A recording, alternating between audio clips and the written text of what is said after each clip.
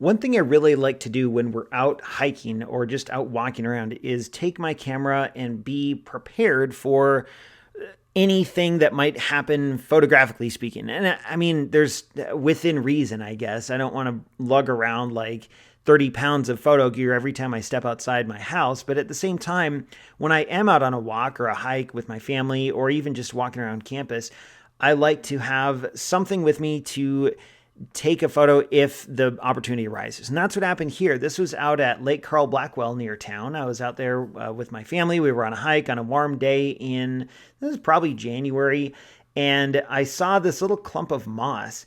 And it was not all that remarkable. Like, you probably wouldn't stop and look twice if you just saw it as you were walking by. But the sun was shining on it in such a way that it was almost glowing if you bent down and looked at it from this perspective, from what you're seeing here. From just normal person eye level, like a couple feet off the ground, it didn't really look all that great. But when you looked at it from a different angle, it almost started glowing. And in fact, if you think of it...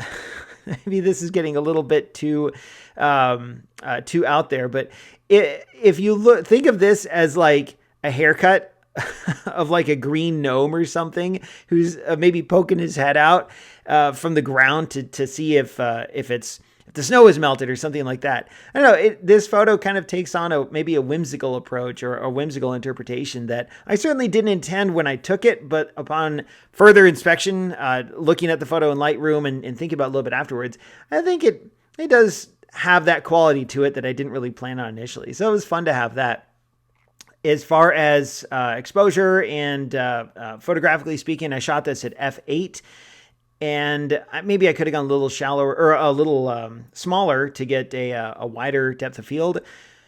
At f8, I still had to put my camera kind of far back because this clump of moss is several inches from left to right. But even so, I think I could have shot this at maybe f11 or f13. I wish those little, what do you call them, hairs sticking up were a little more sharp, a little more in focus. But it's fine. It's not bad. I used my macro lens, 1/250th of a second. I shot this with my D500, not my D750. And I don't usually use that when I am taking close-up photos, but I like to bring it on hikes because it's useful for if you need a little extra reach on your lens, like if there's a bird or a deer or something that comes by, or an armadillo, and you want to just get a little bit more reach out of your lens. Also, it takes photos really, really fast, which is pretty cool too.